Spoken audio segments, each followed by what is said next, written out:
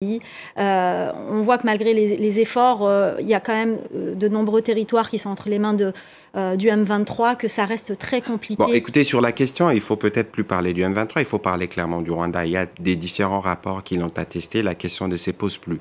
Ce que je peux dire, c'est que le processus de Luanda autour du président angolais a été relancé. Il y a eu des réunions ministérielles, il y a eu des réunions d'experts. Et aujourd'hui, nous travaillons sur deux plans.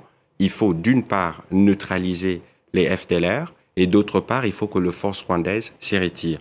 Je pense le 14 septembre prochain, il y aura une nouvelle réunion ministérielle qui va essayer d'analyser les rapports des experts, mais on peut noter que les cessez-le-feu, par exemple, il est globalement respecté, même si ça et là, nous déplorons des incidents par rapport à la sensibilité de la région.